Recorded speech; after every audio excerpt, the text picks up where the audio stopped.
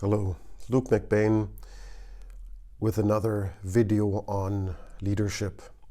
In this video I'm going to comment on an interview with Carl Gustav Jung. You probably heard the name.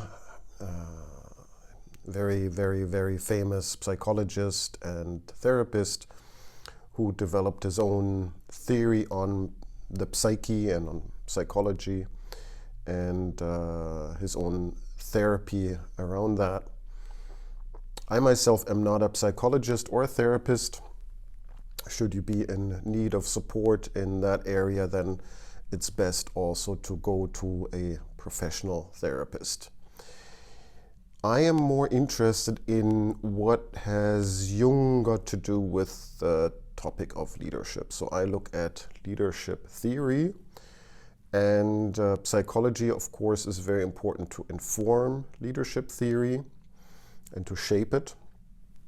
My theory is that leadership is an art form and can be only understood as an art form and also practiced as such and be practiced and be learned as an art form.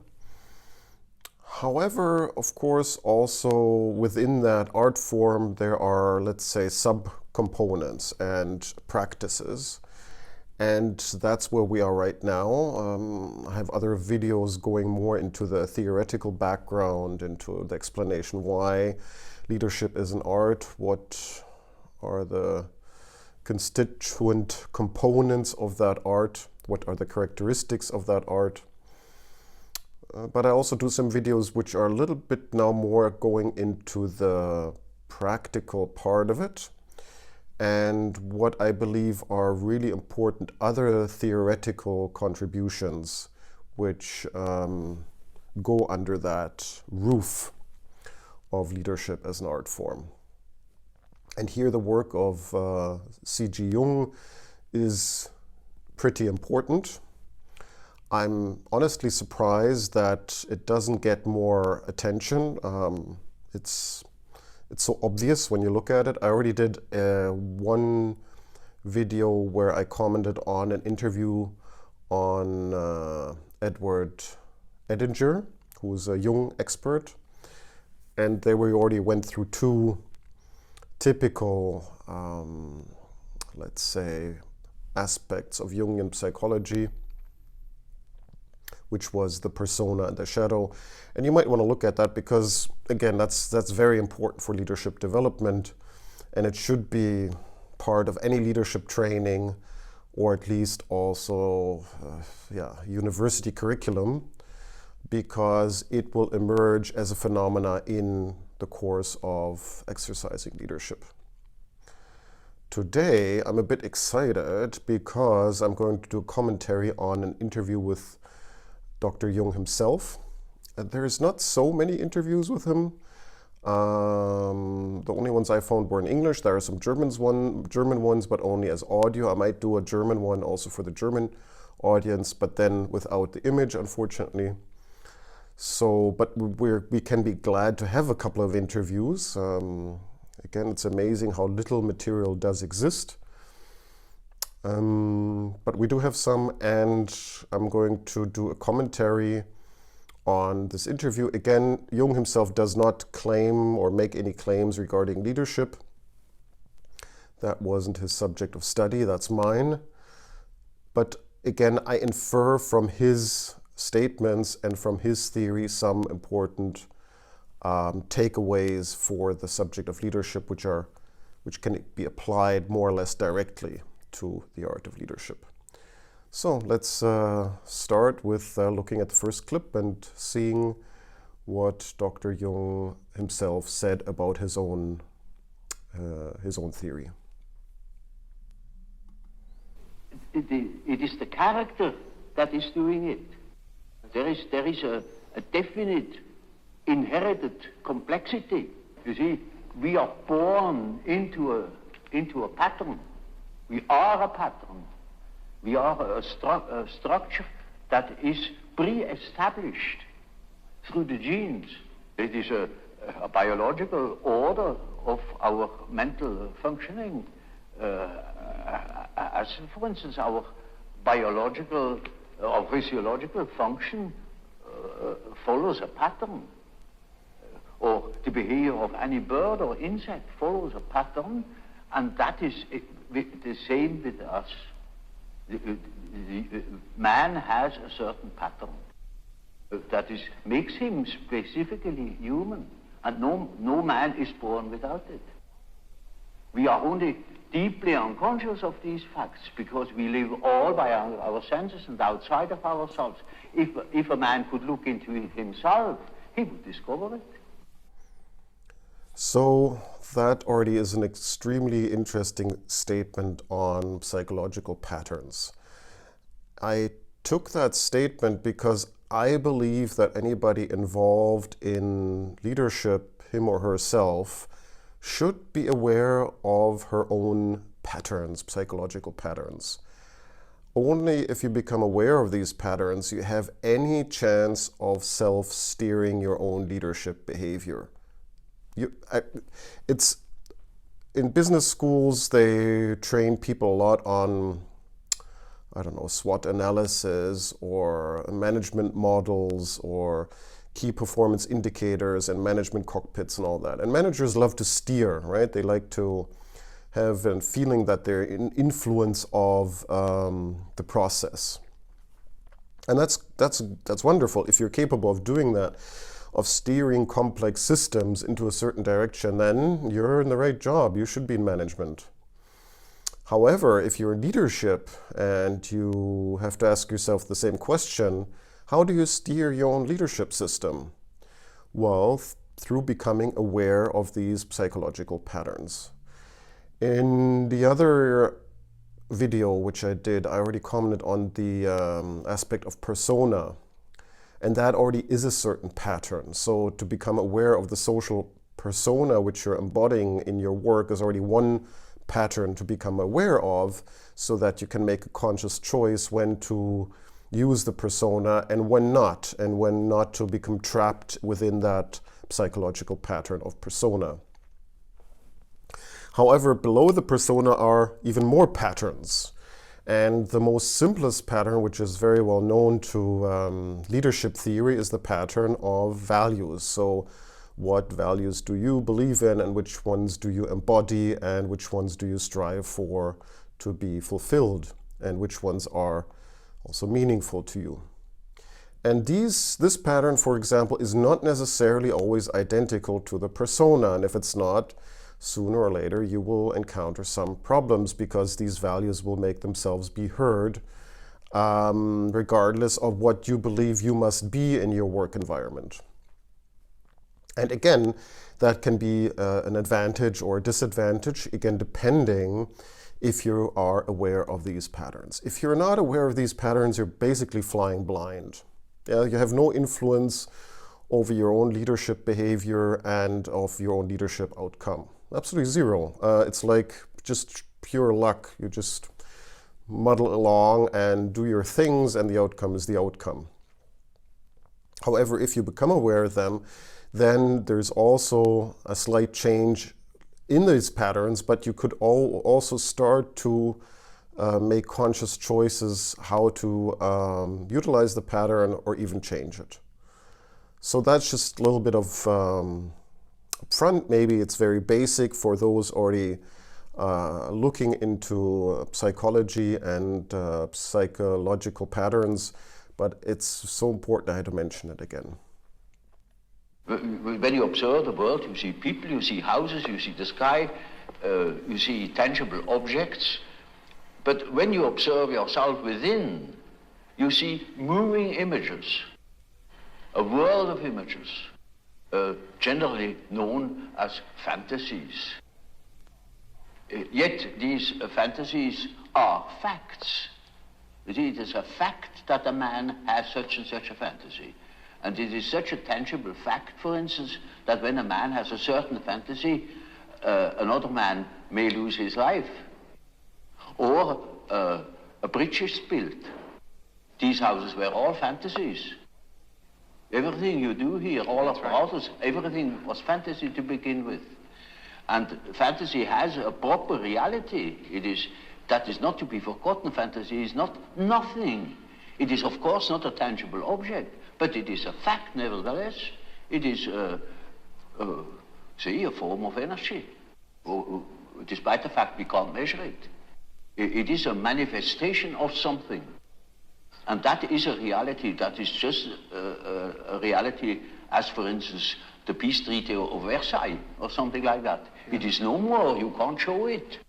But it has been a fact. And so the psychical events are facts, are realities. And when you observe the stream of images within, you observe an aspect of the world.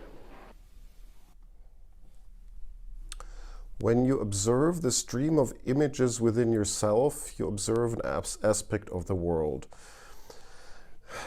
Couldn't have said it better. He makes a couple of statements which I think are very important for leadership. And you have to distinguish also. There is sometimes confusion what is meant by internal imagery. So, for example, is it that inner voice which you hear chatting away all the time, talking to you? Well, no, that's certainly not it. Is it fantasizing about doing a certain future event and then discovering you can't do it in that form? No, also that's not it.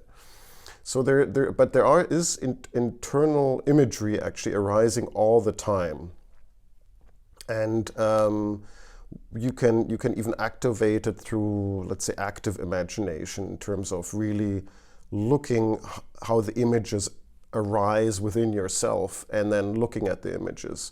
So that's what he means. And I did another video, you might want to look at it, on neuroscience, which is very interesting, where it's on a book called The Master and His Emissary by Ian McGilchrist, which describes the functions of the left and the right hemisphere of the brain. And there also he describes this phenomena that we first perceive the world as a whole, and then in images, and then in metaphors, and then it's translated into rational thought, right? So first, the world emerges within its imagery, within the most complex form it can be represented. And only then we start to select certain aspects of that imagery and give it a voice. And that's the voice which you then hear, and that is also the voice you then verbalize. So it's very much related also to speech and verbalization. And this other part of how we perceive the world is fairly voiceless. Like, we can only perceive that in terms of imagery. So to be able to perceive complexity, and I'll also go into that in the other video, it's extremely important to cultivate this aspect of observing that internal imagery and metaphorical thinking, and to train that even for leadership, because leadership has a lot to do with dealing with complexity and the unknown, and steering that process consciously, that transformation process consciously. And you can only do that when you become aware of that, and then you can start playing with it. So, and as Jung points out, these are facts. This is not, what he's talking about is not fiction. It's not something where you go like, oh, well, this is just like some novelist talking about something maybe existing in fantasy, or no, that's actually how the psyche functions. And so it's a fact. And as in terms of leadership education also, and becoming aware of these psychological processes to attune to them and enhance your own leadership capabilities is extremely important. So the internal imagery is a representation of the world which we observe and deal with, but it's a much more complex, rich representation of the world, and it's constantly arising within ourselves. And to work with that more actively can be very, very enlightening. And so, you see, the man who is going by the external world, by the influences of the external world, say society or perceptions, sense perceptions, thinks that he is more valid, you know, because this is valid, this is real. And the man who goes by the subjective factor is not valid because subjective factor is nothing. Yeah. No, that man is just as well based because he is bases himself upon the world from within. And so he is quite right, even if he says, oh, there's nothing but my fantasy, you know. And of course that is the introvert. And that the introvert is always afraid of the external world. He will tell you, when you ask him, he will be apologetic about it. He will say, of course, yes, I know only my fantasies. And he has always a resentment. And as the world in general, particularly America, is extroverted like hell, the introvert has no place. Because he doesn't know that he beholds the world from within. And that gives him dignity, and that gives him certainty.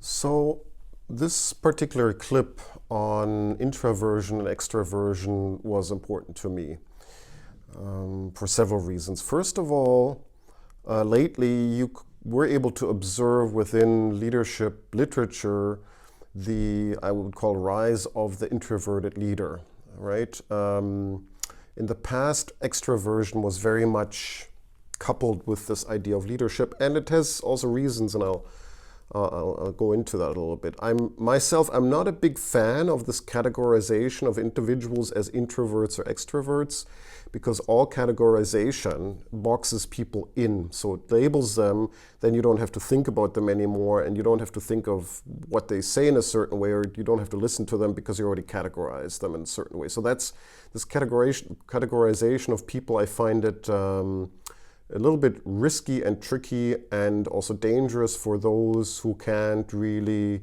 handle it in a proper way, or can sort of like more see it as a process and not so much as a box.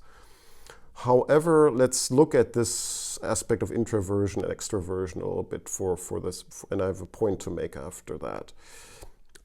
There's always this example which always stuck with me to show typology of introversion and extroversion. Like the introvert would go to a party and after that feel completely exhausted and would stay at home for a couple of hours just to recover from that.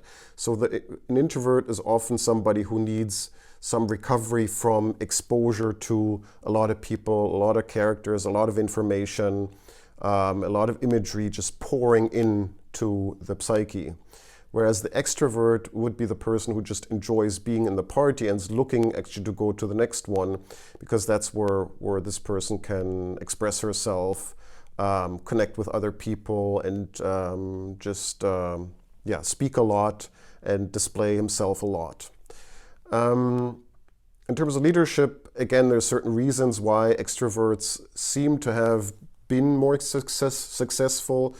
Of course, that can be contested, but I would say, the ability to network, the ability to negotiate, the ability to go out and be a little bit aggressive has paid off for the extroverts in terms of leadership, and also to take over the communication, to externalize, to verbalize a lot. That's what extroverts love. They verbalize everything immediately. However, what they don't seem to be so good at is these deep listening skills. And I had a conversation with an extrovert once, very powerful manager, a woman, and she says, well, my son's an introvert, and I tried to explain the differences, and then she immediately cut me off and said, but I also listen a lot. So, which she didn't, because it didn't really interested her. But what I meant by deep listening, and deep listening is when the entire body, when the entire psyche is involved, when all the emotions are very attuned to the opposite and to the whole environment, where you could say that the whole being is in attunement with the environment and absorbs whatever is being displayed. Now, this has certain consequences. One is that, according to my observation, I believe introverts can process much more complex information. And you will find also introverts a lot who who love to, crunch data and complex issues, but they would like to be left alone, and you've got to leave these people alone. And they do wonderful, amazing work. I've also experienced introverts in management positions and who were highly respected. And because of that, because they had these deep listening skills and they could deal with complexity and they could also radiate a certain calmness. Jung points out that introverts are very much in attunement with that inner landscape. So you could say that this inner landscape processes all that information which is streaming in, which the individual's attuned to, and produces that interior imagery, right? And the introvert has that interior imagery at his or her disposal to make sense of that complex environment, of all that information, of all that data streaming in. That is why, as I said, as data analysts or in the similar function, they are able to make sense of data, very good sense, and they could really pinpoint where the important points are. They can distinguish, as people say, the signal from the noise, because we perceive a lot of noise, and the introverts can sense where the signal is and point the finger towards that signal. And of course, for management decision and leadership, that's extremely, extremely important. And by the way, I didn't observe any, which is strange, and it seems that the characteristics of extroversion are just overrated,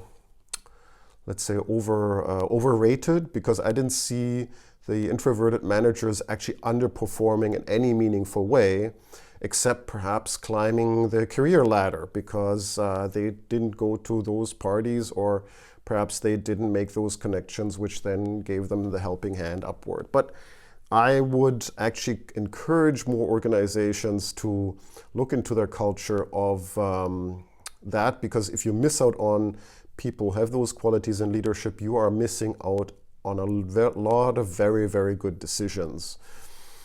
And of course, on also a very good leadership style. So back to the beginning where I said I want to make a certain point here. I believe that if you do some sort of self-reflection in terms of leadership, this is somehow the balance which you should try to find. I believe that both characteristics are extremely important for leadership. So extroversion and introversion are both necessary for leadership. You've got to have that ability to communicate what you believe is right. You've got to have those negotiation skills. You've got to have those networking skills. You've got to have those political skills to battle your way through your opponents, but you should also be in tune to that interior landscape, which gives you the ability to deal with complexity and make excellent decisions. So that's my message in terms of leadership. I wouldn't say one or the other. I would say both at the same time. In all cases, after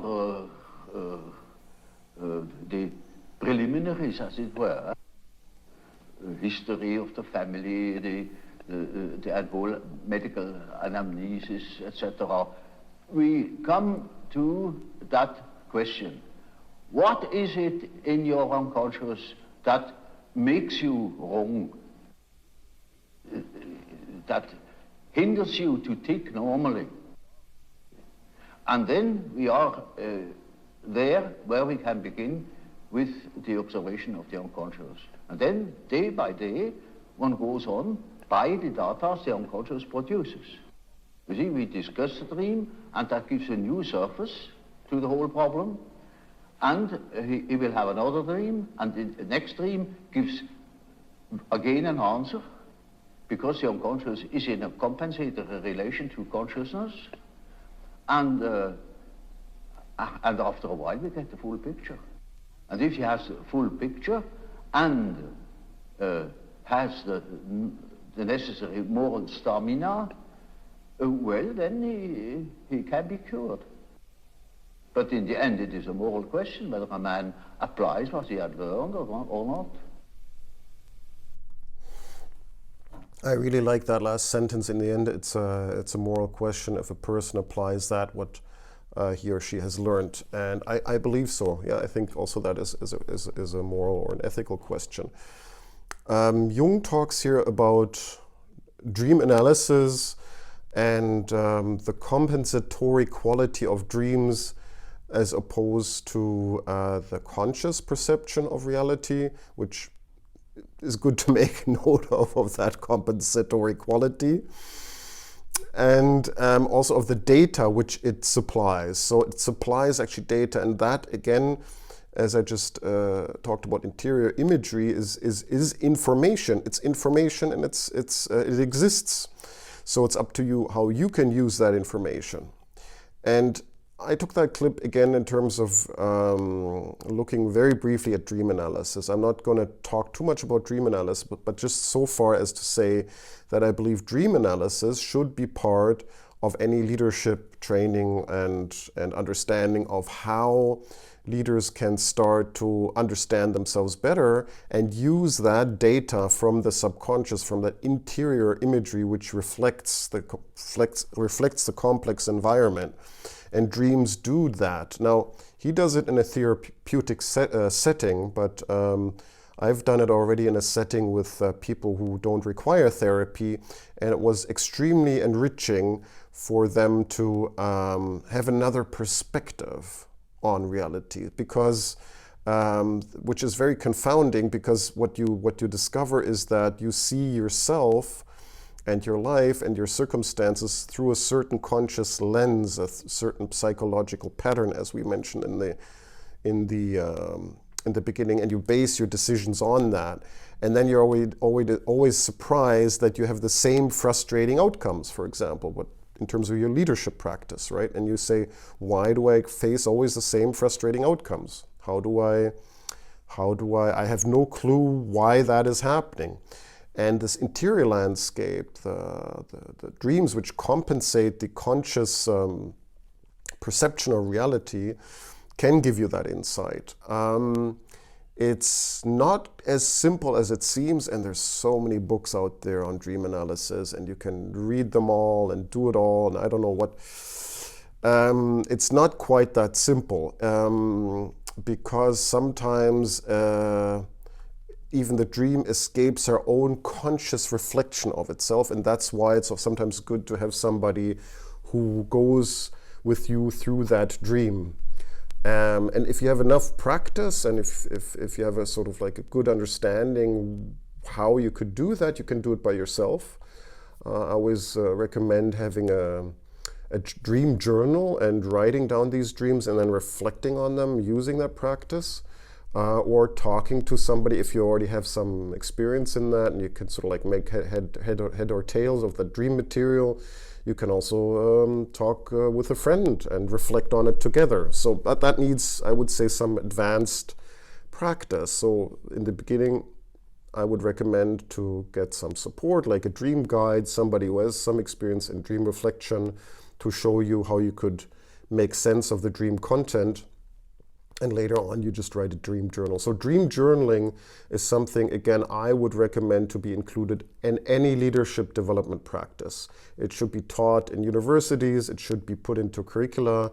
It should be put into courses. I think it's so important because, again, the internal imagery gives us good compensatory qualities of the perception of a complex world. That is what is happening.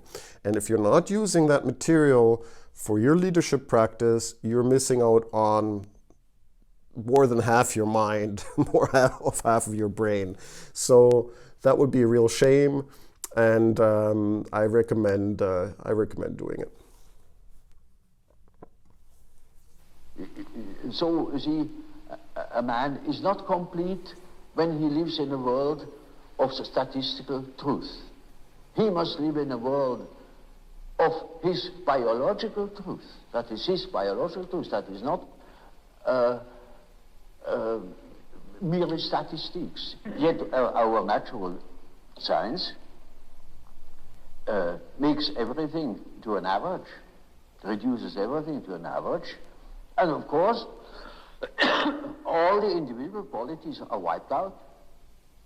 That, of course, is most unbecoming. It is unhygienic. It deprives people of their specific values where they are individuals. It deprives them of the most important experiences of their life, where they experience their own value, namely the creative background of their personality. And we think we are able to be born today and to live in no myth, without history. That is a disease. That's absolutely abnormal, because man is not born every day.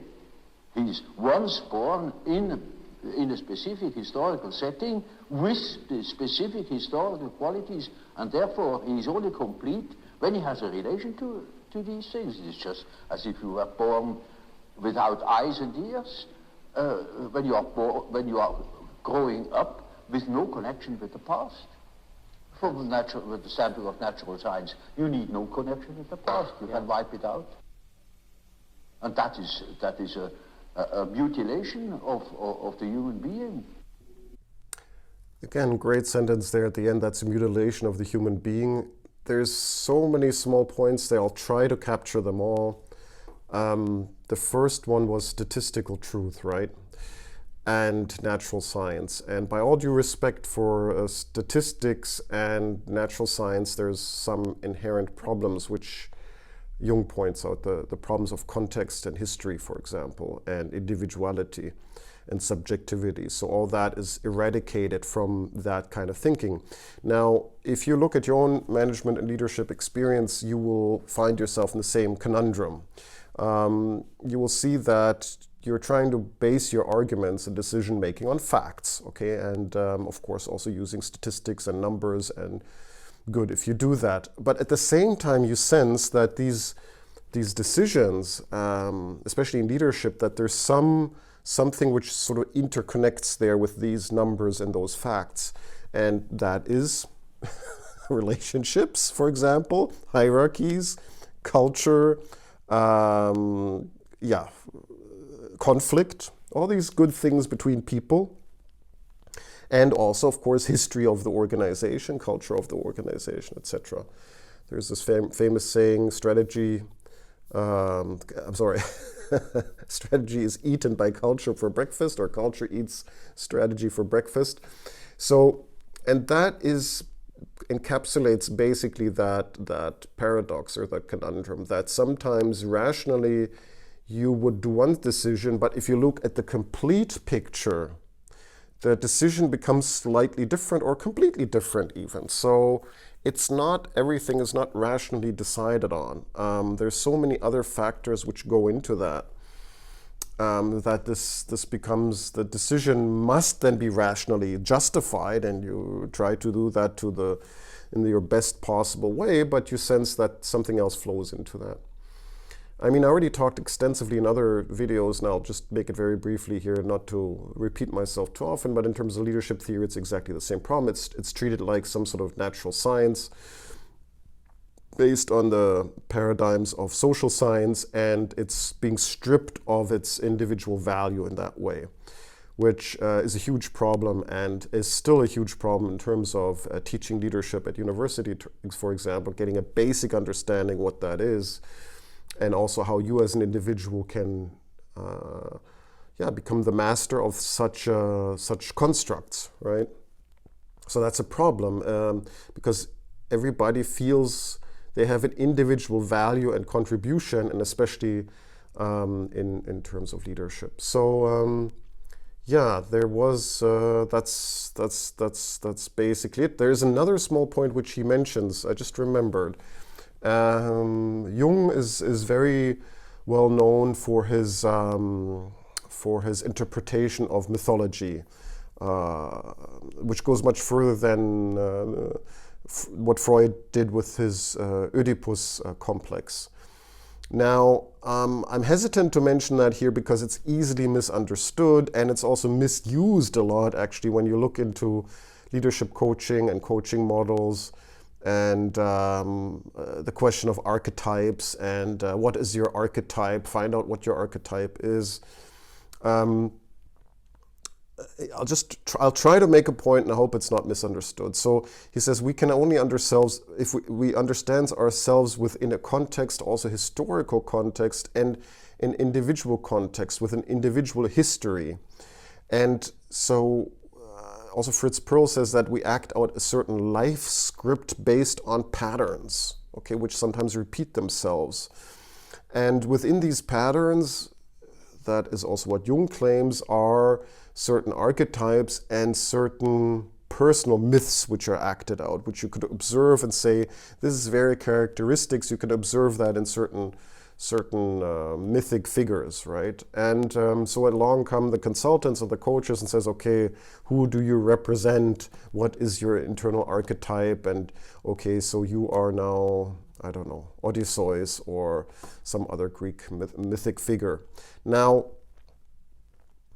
yes and no. The point is similar to introversion and extroversion, is that this is quite dangerous. So you're boxing people into these categories, whereas it's much more complex than that. And it only functions if you handle that with a certain care, and you see it more like something fluid and not something stagnant. The second, even more highly problematic aspect of talking about mythology and archetypes is that the ability of human beings to rationalize everything. Okay, so the way how we function is we listen to somebody talking, and we are presented a certain idea, and we go like, oh yeah, I understood that. I draw a box around that, categorize it, and that's that. So immediately what would happen is people would sort of say, okay, I understand, this is the exercise, I got to find out what mythic figure I represent. Now I understand myself, everything has been resolved, I feel great.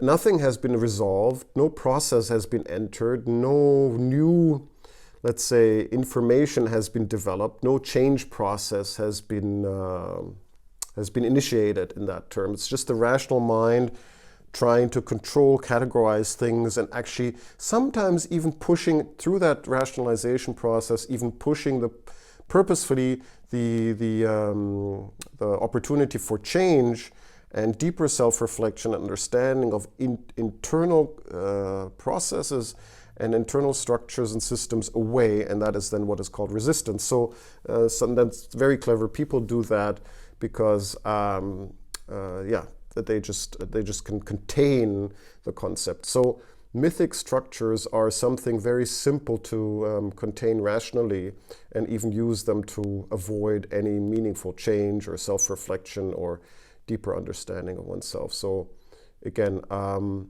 they are of great value, but it really depends on how you work with them, and how you provoke thinking, and how you start to use that to understand yourself better, and in connection to your actions and to your leadership. And so we don't know our unconscious personality. We have hints, we have certain ideas, but we don't know it really. Nobody can say where man ends. That is the beauty of it, you know. Yeah. It's very interesting. Yeah. The unconscious of man can reach God knows where. There we are going to make discoveries. Yeah, there we're going to make discoveries. And I really love that quote. There are a couple of takeaways here as well. One is, we know very little about our own psyche and unconscious workings, and perhaps we will never quite fully understand it. And that seems a little bit frustrating at first, but I think there's also great hope in this statement, that we never quite will understand that, how we never quite understand how the future works or the world works, and what emerges from that future possibility. We will never quite get to the bottom of the psyche. So that is a great adventure. And I would claim that, again, in terms of a continuous leadership practice and leadership training and even teaching leadership, this should be a cornerstone to understand that as you're developing the understanding of your own perception of the environment, you are also developing the future which you are shaping simultaneously, your ability to shape the future. So this interior reflection also shapes the environment which you're working on. It gives you different abilities to do that. And that should be the core of the understanding of leadership. So that also enables you to deal with people in a different way and communicate with them in a different way and respond to their personal quirks and objections and strategies and interests in a different way, right? So that is where the potential is for leadership development, and that is connected directly to how you see the world and how you make certain decisions and how you shape your relations. So here, that's the end for my commentary on Carl Gustav Jung. I really recommend reading his books, or there are also plenty of very good videos on Carl Gustav Jung on YouTube. I hope you enjoyed this one a little bit, and I'll see you in the next video. Take care.